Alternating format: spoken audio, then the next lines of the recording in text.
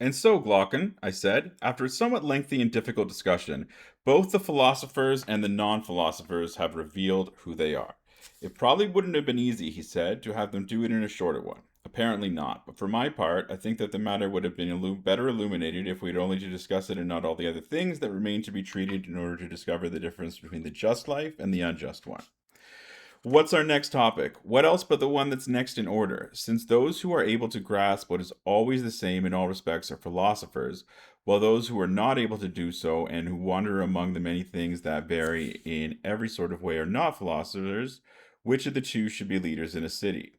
What would be a sensible answer to that? We should establish as guardians those who are clearly capable of guarding the laws and the ways of life of the city. That's right. And isn't it clear that the guardian who is to keep watch over everything should be keen sighted rather than blind? Of course it's clear. Do you think then that there's any difference between the blind and those who are really deprived of the knowledge of each thing that is? The latter have no clear model in their souls, and so they cannot, in the manner of painters, look to what is most true, make constant reference to it, and study it as exactly as possible. Hence, they cannot establish here on earth conventions about what is fine or just or good when they need to be established, or guard and preserve them once they have been established. No, my God, there isn't much difference between them.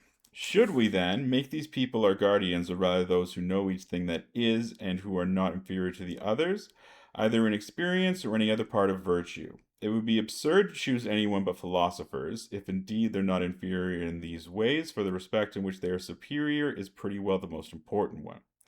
Then shouldn't we explain how it is possible for someone to have both these sorts of qualities? Certainly.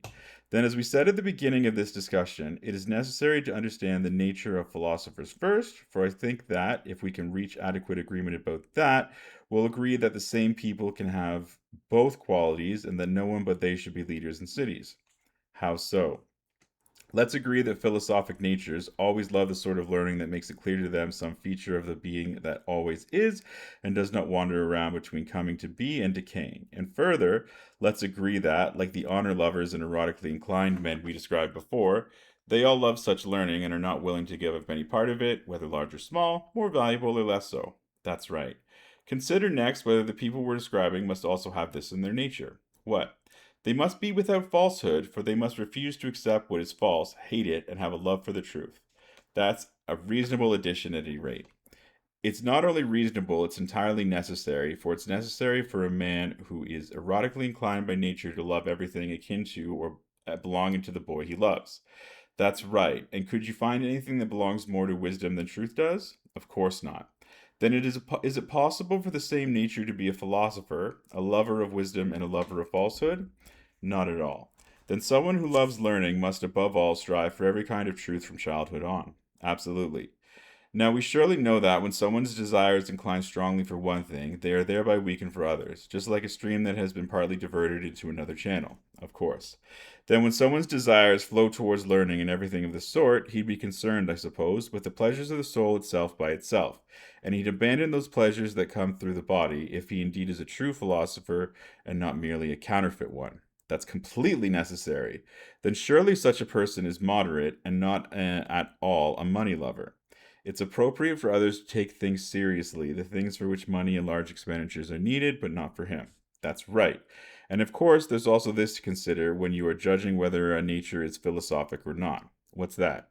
If it is all slavish, you should not overlook the fact for pettiness is altogether incompatible with a soul that is always reaching out to grasp everything, both in divine and human as a whole.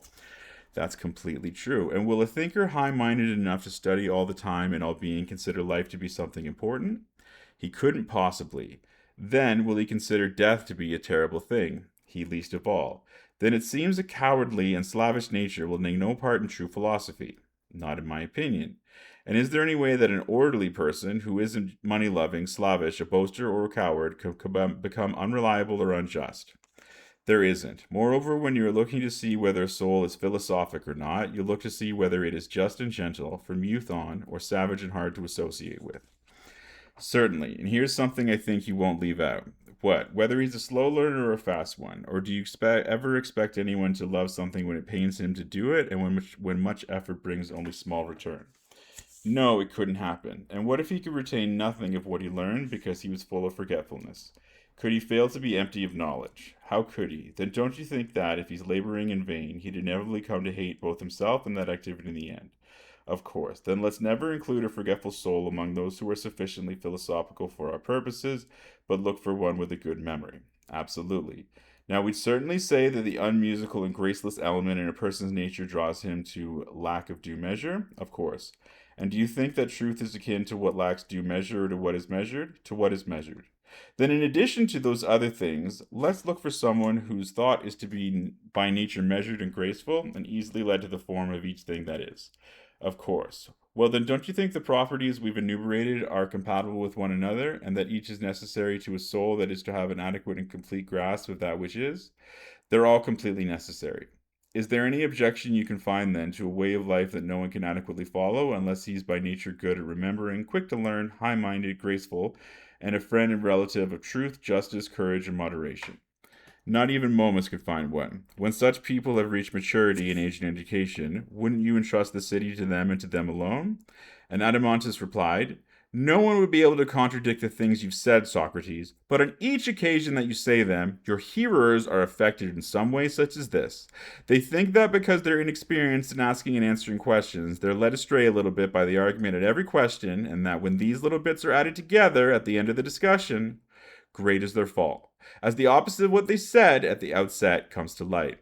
Just as inexperienced checkers players are trapped by the experts in the end and can't make a move, so they too are trapped in the end and have nothing to say in this different kind of checkers, which is played not with discs but with words. Yet the truth isn't affected by this outcome. I say this with a view to the present case, for someone well say now that he's unable to oppose you as you ask each of your questions, yet he sees that all of those who take up philosophy, not merely those who dabble in it while still young in order to complete their upbringing and then drop it, but those who continue in it for a longer time, the greatest number become cranks, not to say completely vicious, while those who seem completely decent are rendered useless to the city because of the studies you recommended. When I'd hear him out, I said, do you think that what these people say is false? I don't know, but I'd be glad to hear what you think. You'd hear that they seem to speak the truth. Well, then, can it be true to say that there'll be no end to evils in our city until philosophers, people who agree to be useless, rule in them? The question you ask needs to be answered by means of an image or smile. And you, of course, aren't used to speaking in similes.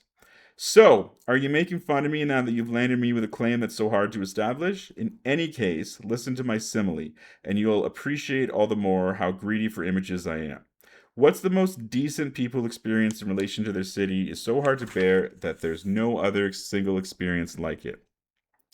Hence, to find an image of it in defense for them, I must construct it from many sources, just as painters paint goat stags by combining the features of different things.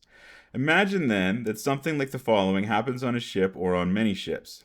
The ship owner is bigger and stronger than everyone else on board, but he's hard of hearing, a bit short-sighted, and his knowledge of seafaring is equally deficient.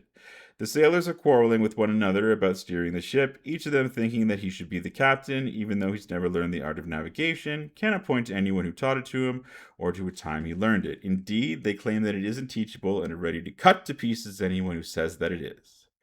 They're always crowding around the ship owner, begging him to and doing everything possible to get him to turn the rudder over to them. And sometimes, if they don't succeed in persuading him, they execute the ones who do succeed or throw them overboard. And then, having stupefied their noble ship owner with drugs, wine, or in some other way, they rule the ship using what's in it and sailing in a way that people like and are prone to do.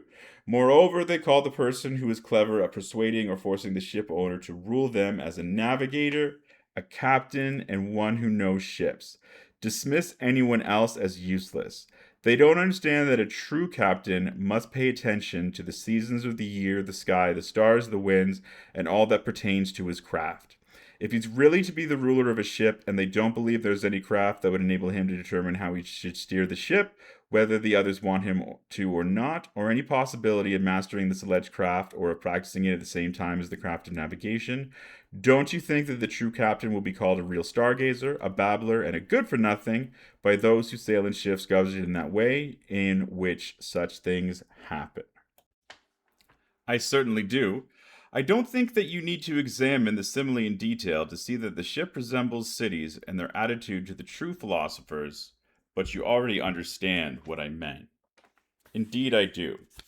The first tell the simile to anyone who wonders why philosophers aren't honored in the cities, and try to persuade him that there would be far more cause for wonder if they were honored. I will tell him. Next, tell him that what he says is true, that the best among the philosophers are useless to the majority. Tell him not to blame those decent people for this, but the ones who don't make use of them. It isn't natural for the captain to beg the sailors to be ruled by him, nor for the wise to knock at the doors of the rich. The man who came up with the wisecrack made a mistake. The natural thing is for the sick person, rich or poor, to knock at the doctor's door, and for anyone who needs to be ruled to knock at the door of the one who can rule. It isn't for the ruler, if he's truly any use, to beg the others to accept his rule. Tell him that he'll make no mistake in likening those who rule in our cities at present to the sailors we mentioned just now, and those who are called useless stargazers to the true captains. That's absolutely right. Therefore, it isn't easy for the best ways of life to be highly esteemed by people who, as in these circumstances, follow the opposite ways. By far the greatest and most serious slander on philosophy, however, results from those who profess to follow the philosophic way of life. I mean those of whom the prosecutor of philosophy declared that the greatest number are completely vicious and the most decent useless. And I admitted that what he said was true, didn't I? Yes. And haven't we explained why the decent ones are useless? Yes, indeed. Then do you want to discuss why it's inevitable that the greater number are vicious and try to show, if we can, that philosophy isn't responsible for this either? Certainly. Then let's begin our dialogue by reminding ourselves of the point at which we begin to discuss the nature that someone must have if he is to become a fine and good person. First of all, if you remember, he had to be guided by the truth and always pursue it in every way, or else he'd really be a boaster, with no share at all in true philosophy. That's what was said. And isn't this view completely contrary to the opinions currently held about him? It certainly is. Then, won't it be reasonable for us to plead in his defense that it is the nature of the real lover of learning to struggle towards what is, not to remain with any of the many things that are believed to be, that, as he moves on, he neither loses nor lessens his erotic love until he grasps the being of each nature itself with the part of the soul that is fitted to grasp it, because of its kinship with it, and that, once getting near what really is, and having intercourse with it and having begotten understanding and truth, he knows truly lives, is nourished, and at that point, but not before, is relieved from the pains of giving birth. That is the most reasonable defense possible. Well then, will such a person have any part in the love of falsehood, or will he entirely hate it? He'll hate it! And if the truth led the way, we'd never say, I suppose, that a chorus of evils could follow in its train. How could it? But rather a healthy and just character with moderation following it. That's right. What need is there, then, to marshal all over again from the beginning the members of the philosophic nature's chorus in their inevitable array? Remember that courage, high mindedness, ease in learning, and a good memory all belong to it. Then you objected, saying that anyone would be compelled to agree with what we said, but that if he abandoned the argument and looked at the very people the argument is about, he'd say that some of them were useless, while the majority had every kind of vice. So we examined the reason for this slander, and have now arrived at the point of explaining why the majority of them are bad. And it's for this reason that we've again taken up the nature of the true philosophers and defied what is necessarily has to be. That's true. We must now look at the ways in which this nature is corrupted and how it's destroyed in many people, while a small number, the ones that are called useless rather than bad, escape. After that, we must look in turn at the natures of the souls that imitate the philosophic nature and establish themselves in its way of life, so as to see what the people are like who thereby arrive at a way of life they are unworthy of, and that is beyond them, and who, because they often strike false notes, bring upon philosophy the reputation that you said it has with everyone everywhere. In what ways are they corrupted? I'll try to enumerate them for you if I can. I suppose that everyone would agree that only a few natures possess all the qualities that we just now said were essential to becoming a complete philosopher, and that seldom occur naturally among human beings. Or don't you think so? I certainly do. Consider then the many important ways in which these few can be corrupted. What are they? What will surprise you most when you hear it is that each of these things we praised in that nature tends to corrupt the soul that has it and to drag it away from philosophy. I mean courage, moderation, and the other things we mention. That does sound strange. Furthermore, all the things that are said to be good also corrupt it and drag it away. Beauty, wealth, physical strength, relatives who are powerful in the city, and all that goes with these. You understand what I have in mind. I do, and I'd be glad to learn even more about it. If you correctly grasp the general point that I'm after, it will be clear to you, and what I've said before won't seem so strange. What do you want me to do? We know that the more vigorous any seed developing plant or animal is, the more it is deficient in the things that are appropriate for it to have when it is deprived of suitable food, season, or location. For the bad is more opposed to the good than is merely not good, of course. Then it's reasonable to say that the best nature fares worse when suitably nurtured than an ordinary one. It is. Then won't we say the same thing about souls too? Adamantis, that those with the best natures become outstandingly bad when they receive a bad upbringing? Or do you think that the great injustices and pure wickednesses originate in an ordinary nature rather than in a vigorous one that has been corrupted by its upbringing? Or that a weak nature is ever the cause of either great good or great evil? No, you're right. Now, I think that the philosophic nature as we defined it will inevitably grow to possess every virtue if it happens to receive appropriate instruction, but if it is sown, planted, and grown in an inappropriate environment, it will develop in quite the opposite way unless some god happens to come to its rescue. Or do you agree with the general opinion that certain young people are actually corrupted by sophists, that there are certain sophists with significant influence on the young who corrupt them through private teaching? Isn't it rather the very people who say this are the greatest sophists of all, since they educate most completely, turning young and old, men and women, into precisely the kind of people they want them to be? What do they do? When do they do that? When many of them are sitting together in assemblies, courts, theaters, army camps, or in some other public gathering of the crowd, they object very loudly and excessively to some of the things that are said or done and approve others in the same way, shouting and clapping, so that the very rocks and surroundings echo the din of their praise or blame and double it. In circumstances like that, what is the effect, as they say, on a young person's heart? What private training can hold out and not be swept away by that kind of praise or blame and be carried by the flood wherever it goes, so that he'll say the same things are beautiful or ugly as the crowd does, follow the same way of life as they do, and be the same sort of person as they are? He will be under great compulsion to do so, Socrates. And yet, we haven't mentioned the greatest compulsion of all. What's that? In what these educators and sophists impose by their actions if their words fail to persuade. Or don't you know that they punish anyone who isn't persuaded with disenfranchisement, fines, or death? They most certainly do. What other sophists, then, or what private conversations do you think will prevail in opposition to these? I don't suppose that any will. No, indeed, it would be very foolish even to try to oppose them, for there isn't now, hasn't been in the past, nor will ever be in the future, anyone with a character so unusual that he has been educated in virtue in spite of the contrary education he received from the mob. I mean a human character. The divine, as the saying goes, is an exception to the rule. You should realize that if anyone is saved and becomes what he ought to under our present constitutions, he has been saved, you might rightly say, by a divine dispensation. I agree. Well, then, you should also agree to this. What? Not one of those paid teachers, whom the people call sophists and consider to be their rivals in craft, teaches anything other than the convictions that the majority express when they are gathered together.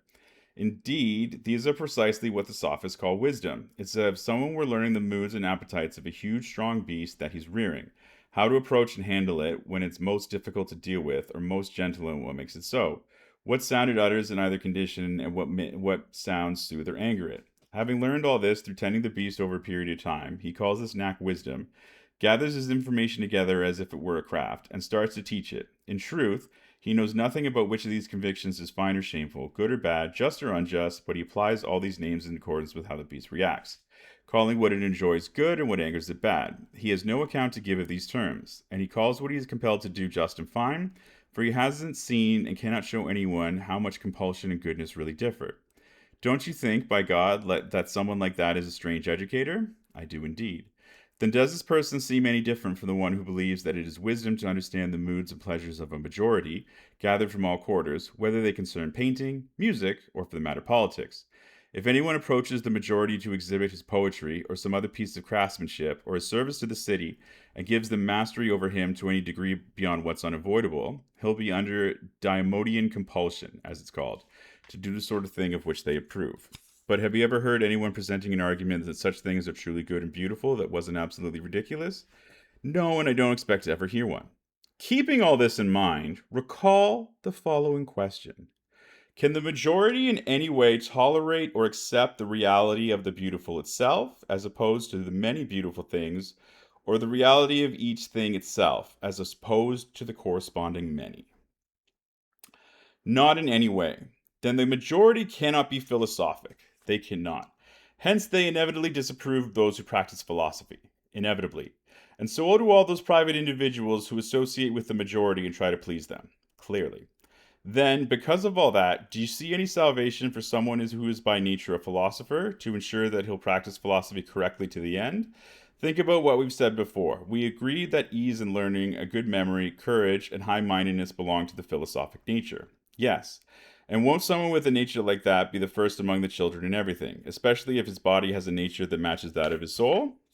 How could he not be? Then I suppose that, as he gets older, his family and fellow citizens will want to make use of him in connection with their own affairs. Of course. Therefore, they'll pay to court him with their requests and honors, trying to be their flattery to secure for themselves ahead of time the power that is going to be his. That's what usually happens, at any rate. What do you think happens like what do you think someone like that will do in any such circumstances, especially if he happens to be from a great city in which he's rich, well born, good looking, and tall? Won't he be filled with impractical expectations and think himself capable of managing the affairs not only of the Greeks, but of the barbarians as well? And as a result, won't he exalt himself to such great heights and be brimming with pretension and pride that is empty and lacks understanding? He certainly will. And if someone approaches a young man in that condition and gently tells him the truth, namely, that there's no understanding in him, that he needs it, and that it can't be acquired unless he works like a slave to attain it, do you think it will be easy for him to listen when he's in the midst of so many evils? Far from it. And even if a young man of that sort somehow sees the point and is guided and drawn to philosophy because of his noble nature and his kinship with reason, what do you think of those people? What do you think those people will do if they believe that they're losing their use of him and his companionship? Is there anything they won't do or say to him to prevent him from being persuaded, or anything they won't do or say about his persuader, whether plotting against him in private or publicly bringing him into court to prevent him from such persuasion? There certainly isn't. Then, is there any chance that such a person will practice philosophy? None at all. Do you see then that we weren't wrong to say that when someone with a philosophic nature is badly brought up, the very components of his nature, together with the other so called goods, such as wealth and other similar advantages, are themselves in a way the cause of his falling away from the philosophic way of life? I do, and what we said was right. These, then, are the many ways in which the best nature, which is already rare enough, as we said, is destroyed and corrupted, so that it cannot follow the best way of life. And it is among these men that we find the ones who do the greatest evils to cities and individuals, and also, if they have to be swept away by the current, and the greatest good for a petty nature will never do anything great, either to an individual or a city. That's very true. When these men, for whom philosophy is most appropriate, fall away from her, they leave her desolate and unwed, and they themselves lead lives that are inappropriate and untrue. Then others who are unworthy of her come to her as an orphan, deprived of the protection of kinsmen, and disgrace her. These are the ones who are responsible for the reproaches that you say are cast upon philosophy by those who revile her, namely, that some of those who consort with her are useless, while the majority deserve to suffer many bad things. Yes, that is indeed what is said.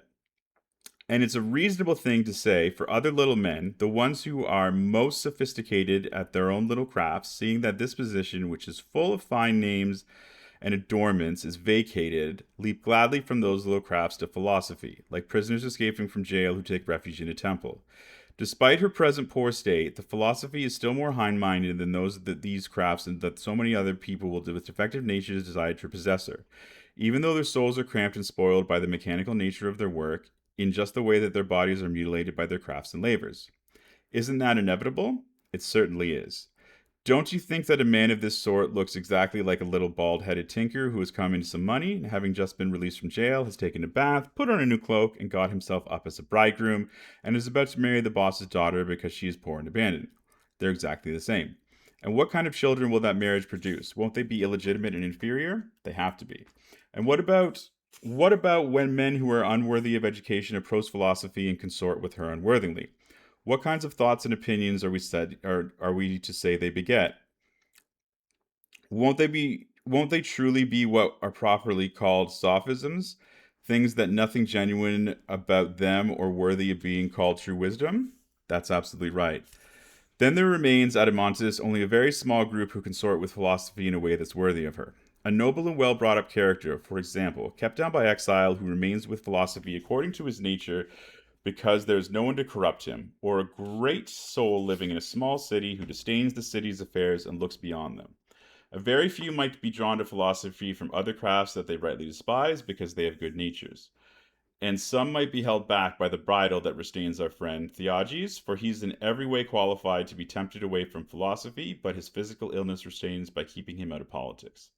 Finally, my own caste is hardly worth mentioning, my demonic sign, because it has happened to no one before me and only to a very few.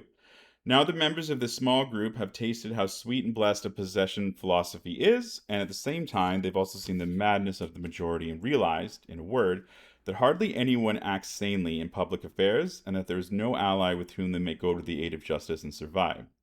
That instead they'd perish before they could profit either their city or their friends and be useless both to themselves and to others. Just like a man who has fallen among wild animals and is neither willing to join them in doing injustice nor sufficiently strong to oppose their general savagery alone.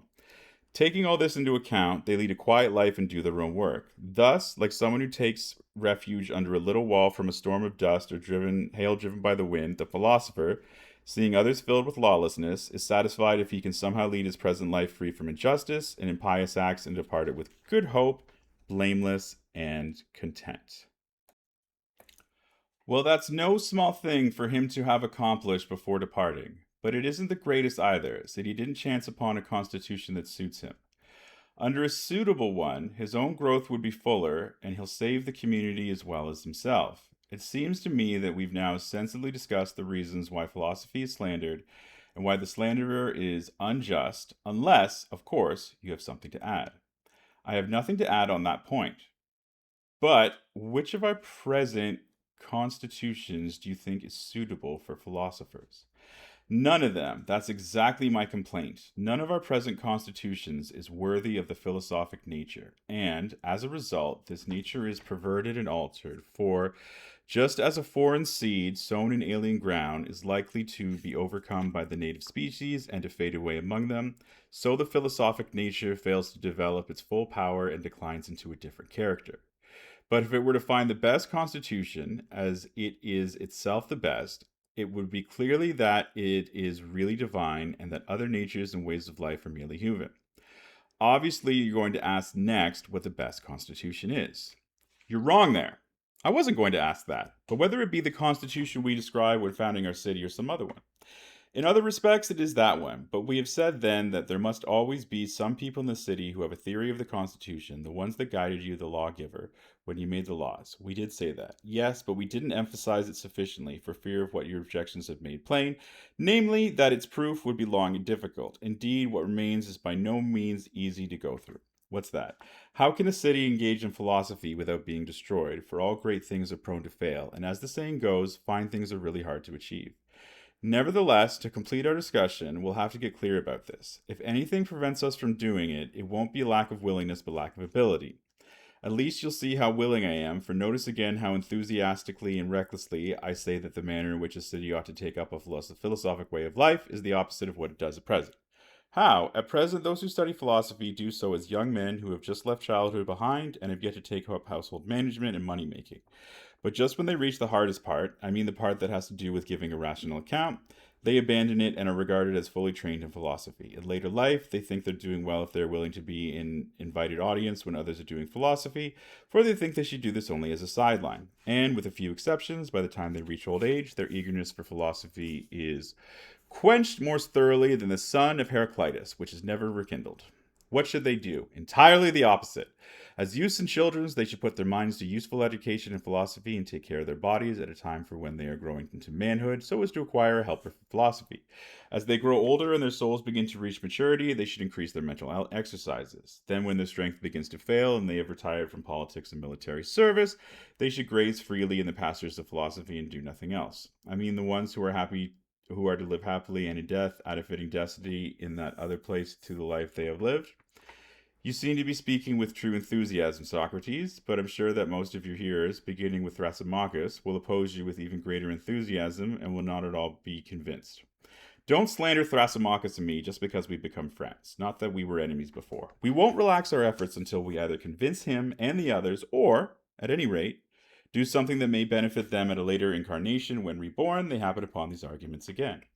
That's a short time you're talking about. It's nothing compared to the whole of time. All the same, it's no wonder that the majority of people aren't convinced by our arguments, for they've never seen a man that fits our plan, and the rhymes of the sort they have heard are usually intended not, like this one, the product of mere chance.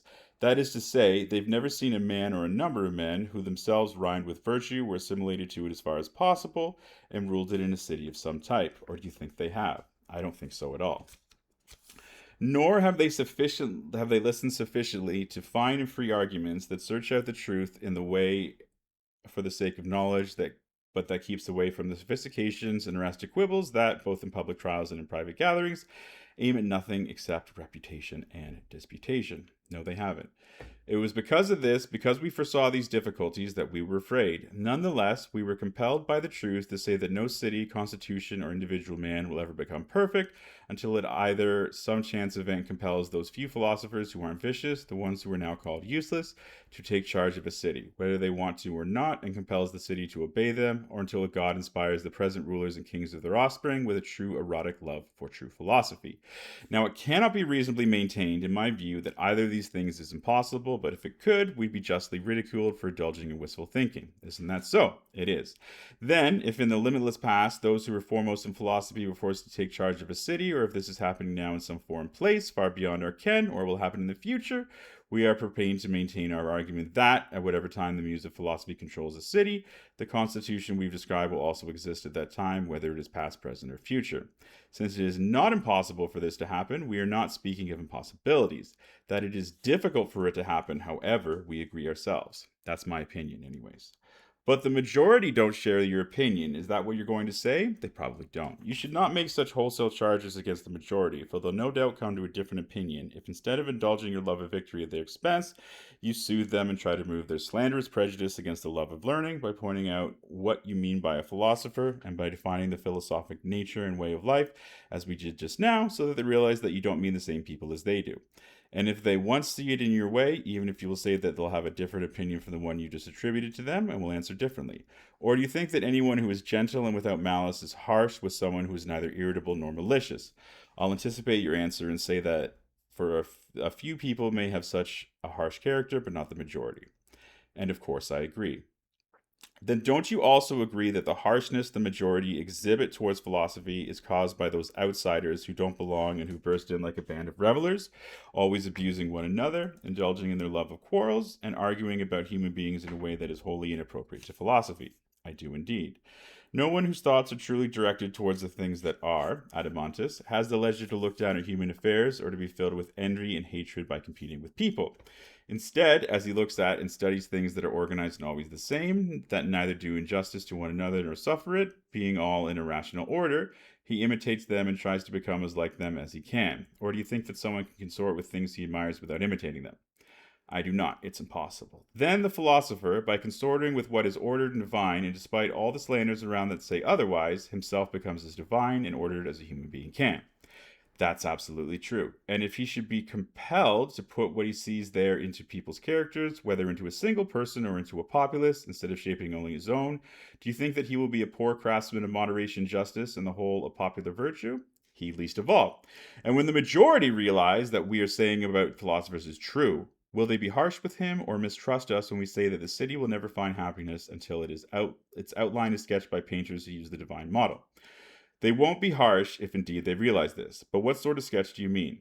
They'd take the city and the characters of human beings as their sketching slate, but first they'd wipe it clean, which isn't at all an easy thing to do.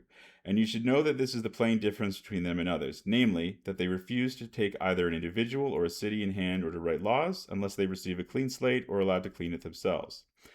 And they'd be right to refuse. Then don't you think they'd next sketch the outline of the Constitution? Of course. And I suppose that, as they work, they'd often look in each direction towards the natures of justice, beauty, moderation, and the like.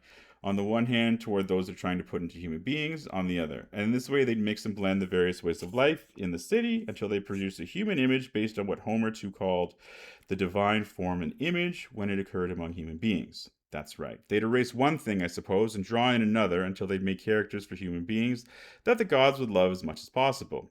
At any rate, that would certainly result in the finest sketch.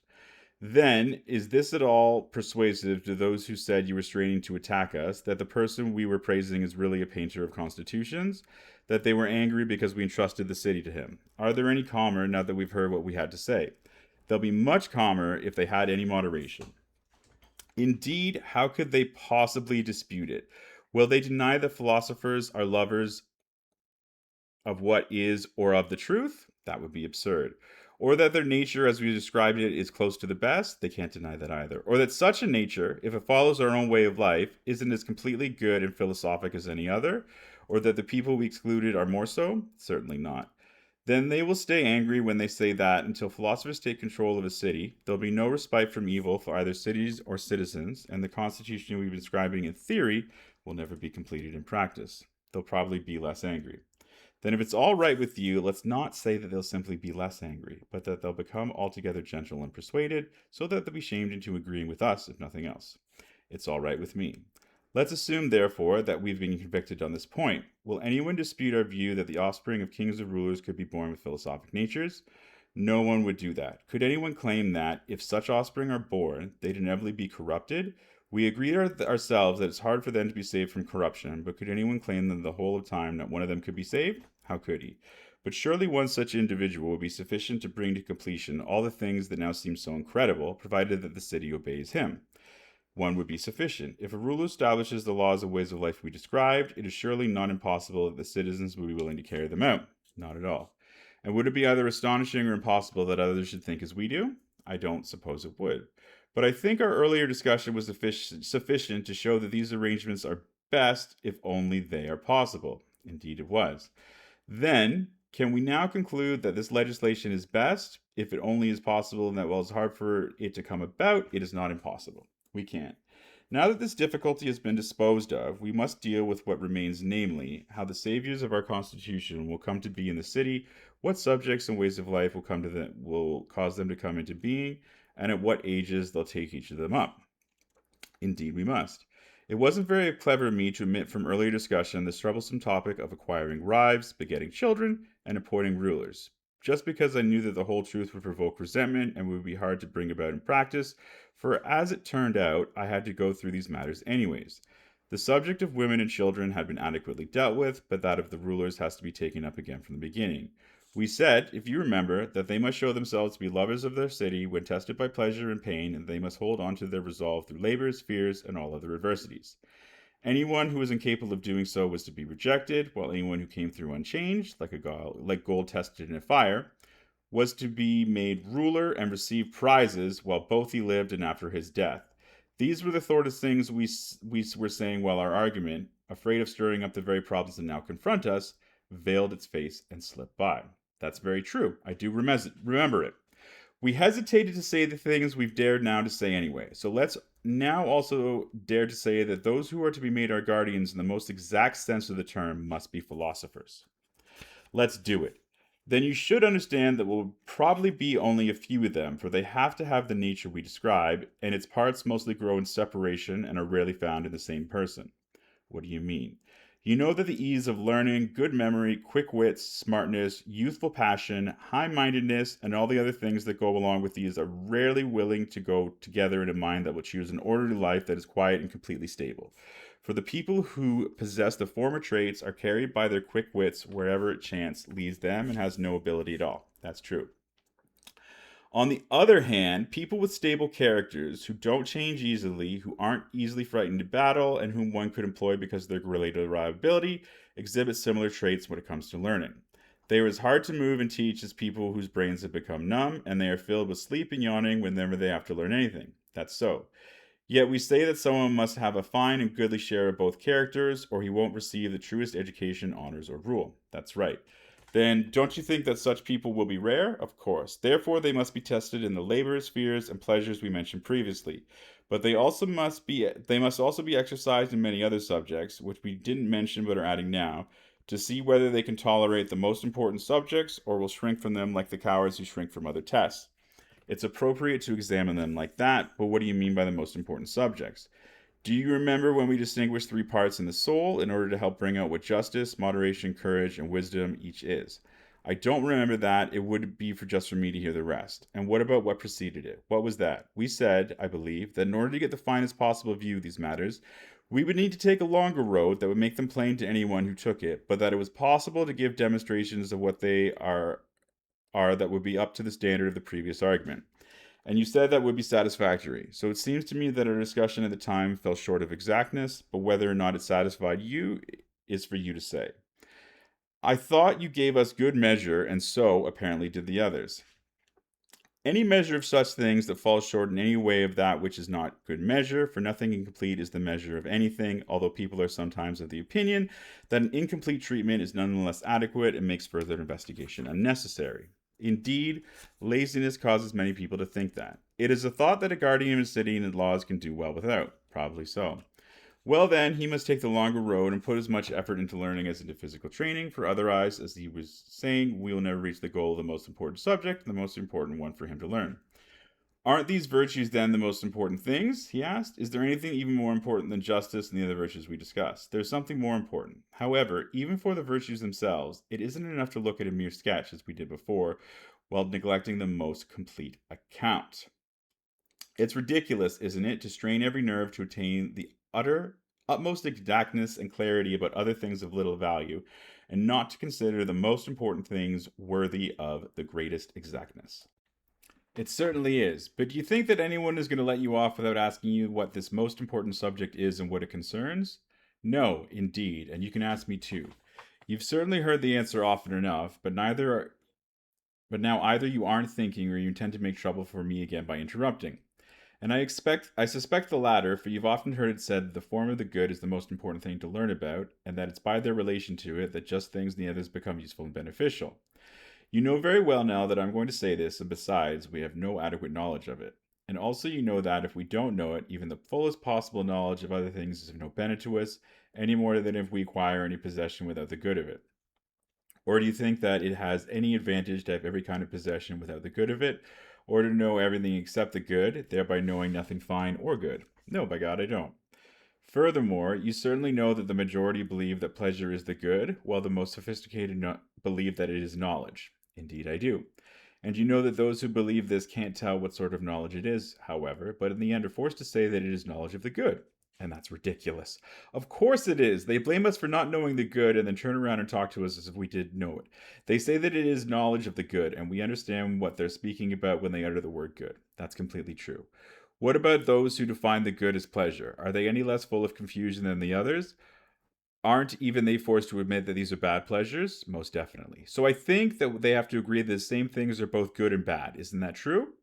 Of course. It's clear then, isn't it, why there are many large controversies about this. How could it be otherwise? And this isn't also clear. In the case of just and beautiful things, many people are content with what we are believed to be so, even if they aren't really so, and they act, acquire, and form their own beliefs on that basis. Nobody is satisfied to acquire things that are merely believed to be good, however, but everyone wants the things that really are good and disdains mere belief here. That's right. Every soul pursues the good and does whatever it does for its sake. It divines that the good is something, but it is perplexed and cannot adequately grasp what it is or acquire the sort of stable beliefs it has about other things. So it misses the benefit, if any, that even those other things may give. Will we allow the best people in the city, to whom we entrust everything, to be so in the dark about something of this kind and of this importance? That's the last thing we do. And I don't suppose, at least, that just and fine things will have acquired much of a garden in someone who doesn't even know in what they are good. I divine that no one will have adequate knowledge of them until he knows this. You've divined well. But won't our constitution be perfectly ordered if a guardian who knows these things is in charge of it? Necessarily. But, Socrates, you must also tell us whether you consider the good to be knowledge or pleasure or something else altogether. What a man! It's been clear for some time that other people's opinions about these matters wouldn't satisfy you. Well, Socrates, it doesn't seem right for me to be willing to state other people's convictions but not your own, especially when you spent so much time preoccupied with these matters. What? Do you think it's right to talk about things one doesn't know as if one does know them? Not as if one knows them, he said, but one ought to be willing to state one's opinion as such. What? Haven't you noticed that opinions without knowledge are shameful and ugly things? The best of them are blind.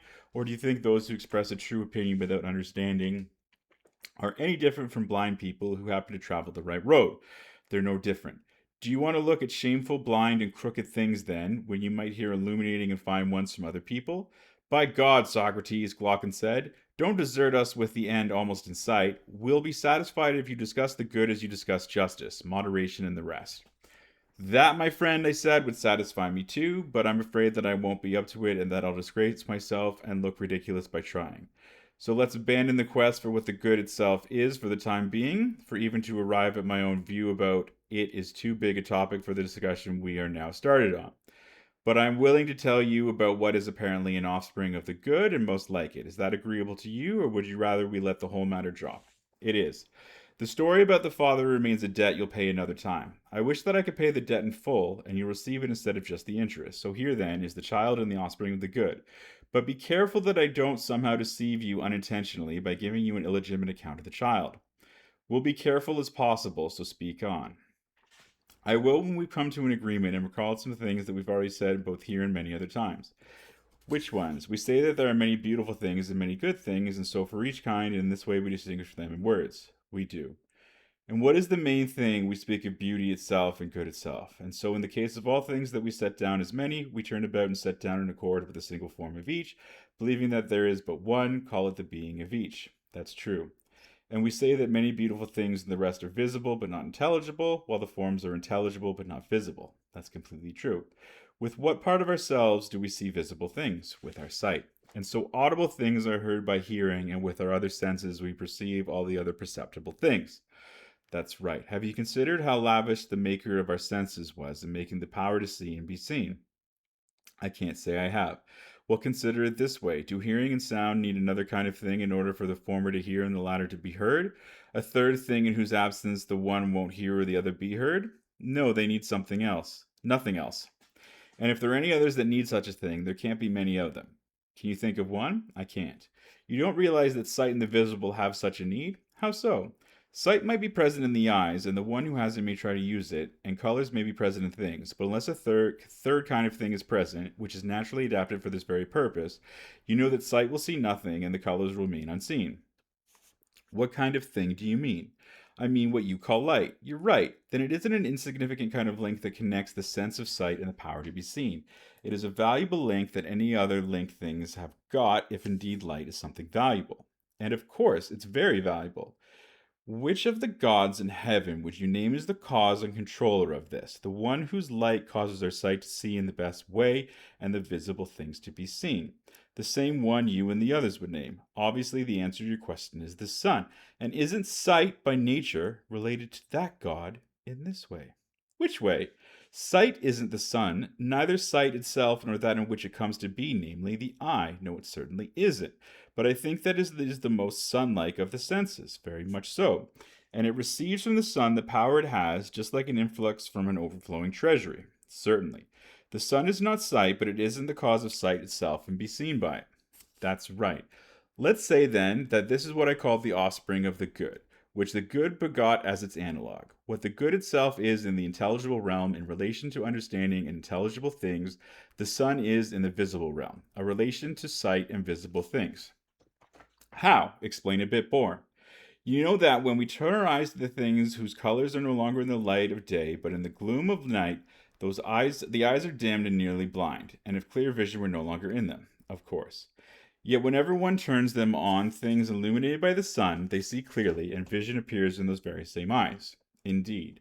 Well, understand the soul in the same way. When it focuses on something illuminated by truth and what is, it understands, knows, and apparently possesses understanding, but when it focuses on what is mixed with obscurity and what comes to be and passes away, it opines and is dimmed, changes its opinion this way and that, and seems bereft of understanding. It does seem that way.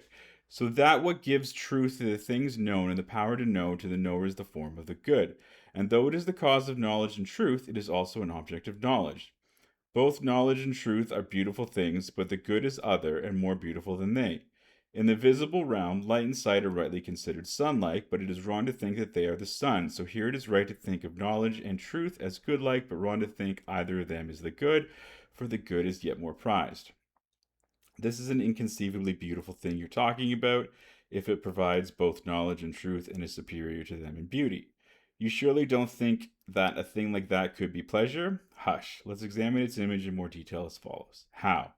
You be willing to say, I think, that the sun not only provides visible things with the power to be seen, but also with the coming to be, growth and nourishment, although it is not itself coming to be. How could it be? Therefore, you should also say that not only do the objects of knowledge owe their being known to the good, but their being is also due to it, although good is not being, but superior to it in rank and power. And Glaucon comically said, By Apollo, what a daemonic superiority! It's your own fault. You forced me to tell you my opinion about it. And I don't want to stop you either, so continue to explain its similarity to the sun, if you've omitted anything. I'm certainly omitting a lot. Well, don't even the smallest thing. I think I'll have to omit a fair bit, but as far as is possible at the moment, I won't admit anything voluntarily. Don't. Understand then that, as we said, there are those two things, one sovereign of the intelligible kind in place, the other of the visible. I don't say of heaven, so as not to seem you to be playing the sophist with the name. In any case, you have two kinds of things, visible and intelligible. Right. It is like a line divided into two unequal sections. Then divide each section, namely that of the visible and that of the intelligible, in the same ratio as the line. In terms now of relative clarity and opacity, one subsection of the visible consists of images. And by images I mean, first, shadows, then reflections in water, and in all close packed, smooth and shiny materials, and everything of the sort, if you understand. I do. In the other subsection of the visible, put the originals of these images, namely the animals around us, all the plants, and the whole class of manufactured things. Consider them put. Would you be willing to say that, as regards truth and untruth, the division is in this proportion? As the opinable is to the knowable, so the likeness is to the thing that it is like. Certainly. Consider now how the section of the intelligible is to be divided. How? As follows. In one subsection, the soul, using as images the things that were imitated before, is forced to investigate from hypothesis, proceeding not to make a first principle, but to a conclusion. In the other subsection, however, it makes its way to a first principle that is not a hypothesis, proceeding from a hypothesis but without the images used in the previous subsection, using forms themselves and making its investigation through them. I don't fully understand yet what you mean. Let's try again. You'll understand it more easily after following the preamble. I think you know that students of geometry, calculation, and the like hypothesize the odd and the even, the various figures, the three kinds of angles, and the others akin to these in each of their investigations as if they knew them. They make their hypothesis and don't think it necessary to give any account of them, either to themselves or to others, as they are clear to everyone. And going from these first principles through the remaining steps, they arrive in full agreement. I certainly know that much. Then you also know that although they use visible figures and make some claims about them, their thought isn't directed to them but to those other things that they are like. They make their claims for the sake of the square itself and the diagonal itself, not the diagonal they draw, and similarly with the others. These figures that they make and draw, of which shadows and reflection of water are images, they now in turn use as images, in seeking to see that others themselves that one cannot see except by means of thought. That's true. This, then, is the kind of thing that on one hand I said is intelligible, and, on the other, is such that the soul is forced to use hypothesis in the investigation of it, not traveling up to a first principle, since it cannot reach beyond its hypothesis, but using as images those very things of which images were made in the section below, and which, by comparison to their images, were thought to be clear and valued as such. I understand that you mean what happens in geometry and related sciences. Then also understand that, by the other subsection of the intelligible, I mean that which reason itself grasps by the power of dialectic. It does not consider those hypotheses as first principles, but truly as hypotheses, stepping stones to take off from, enabling it to reach the unhypothetical first principle of everything. Having grasped this principle, it reverses itself and, keeping hold of what follows from it, comes down to a conclusion without making use of anything visible at all, but only of forms themselves, moving on from forms to forms and ending in forms. I understand, if not yet adequately, for in my opinion you're speaking of an enormous task, that you want to distinguish the intelligible part of that which is the part studied by the science of dialectic, as clearer than the part studied by the so-called sciences, for which their hypotheses are first principles. And although those who study the objects of these sciences are forced to do so by means of thought rather than sense perception, still, because they do not go back to a genuine first principle, but proceed from hypotheses, you don't think that they understand them, even though, given such a principle, they are intelligible. And you seem to me to call the state of the geometers thought but not understanding, thought being intermediate between opinion and understanding. Your exposition is most adequate. Thus, there are four such conditions in the soul, corresponding to the four subsections of our line: understanding for the highest, thought for the second, belief for the third, and imaging for the last. Arrange them in a ratio and consider that each shares in clarity to the degree that the subsection is set over shares in truth. I understand, agree, and arrange them as you say.